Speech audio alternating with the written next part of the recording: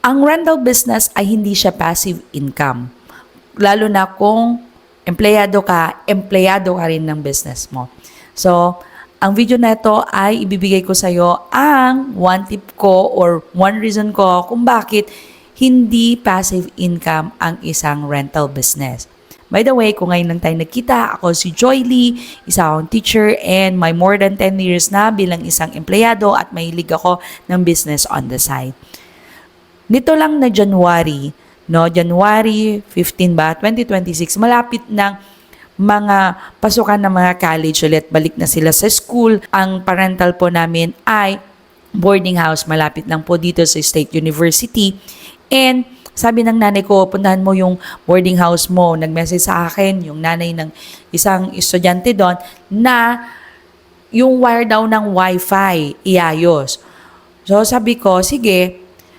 So, inayos ko yung wifi. Sabi ko naman, ano ba naman itong mga estudyanteng to? Isasabit lang yung wifi, hindi pa magawa.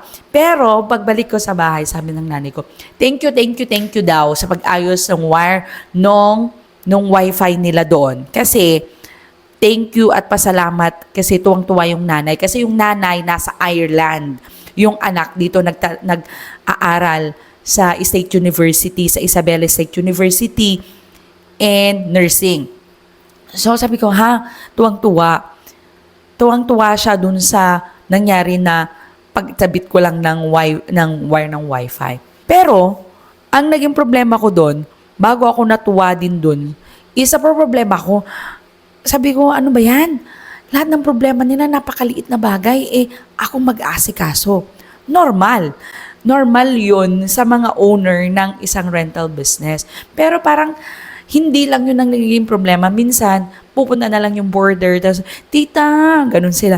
Tita, walang ilaw. Ganun. Thank you ka na lang kung yung boarder, gusto niyang ikabit. Minsan, yung mga ibang boarder, kasi, syempre, siguro natatakot, ikaw magkakabit ng ilaw, may mga problemang maliit. Ganun. Basta lahat ng mga kahit na problemang maliit na problema, kasi mga estudyante, yung mga market namin dito is ikaw talaga magtatrabaho o mga simple, stress, yung mga ganyan, mga pagsingil, mga ganyan, basta maraming problema.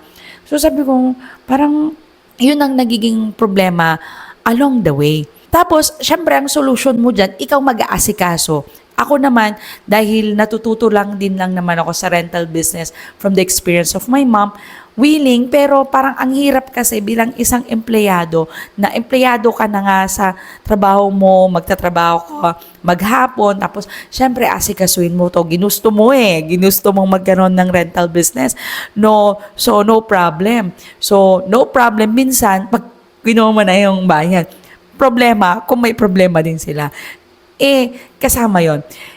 Pero, parang paglipas ng panahon, ang intindi ko sa rental business ay hindi siya passive income.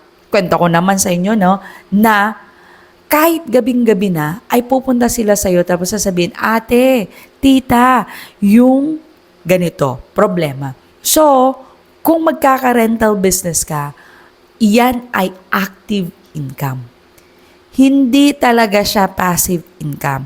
Lalo na kung hindi mo pa naitatransfer or ibig ko sabihin, wala kang caretaker, walang mag-aasikaso, maningil sa listahan. Ako nga, pag dumating sila, titingnan ko kung saan nilista ng nanay ko. Lahat, ikaw mag-aasikaso, resibo, lahat ng pagpunta ng pag-register. I mean, active income siya in a way na ikaw lahat.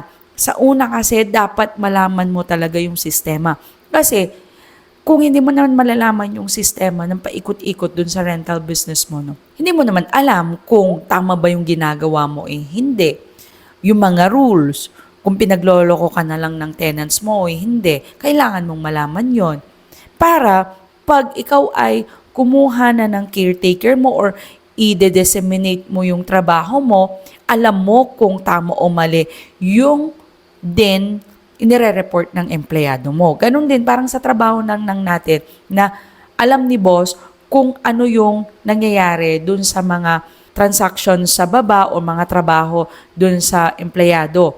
Ganon din ang mangyayari sa atin kasi we are now owner of our own business. We are owner now sa ating sariling business. Kaya dapat malaman mo kung sistema. Pero sa una talaga, kung willing ka talaga na maging active income muna siya para malaman mo yung mga sistema sa loob, sa mga rules, willing ka, this is for you. Pero hindi siya magiging sayo kung hindi ka willing na magpagtrabahuan pa rin siya on the first time. So, ang magiging kalaban mo dito is yung utak kasi natin ng mga empleyado is gusto kong magkaroon ng passive income kasi active na yung tininatrabaho ko sa trabaho ko. So, gusto kong magkaroon ng side business na passive na lang siya na kukunin ko na lang ilalagay sa palad mo yung kita. Pero hindi ganun talaga yun.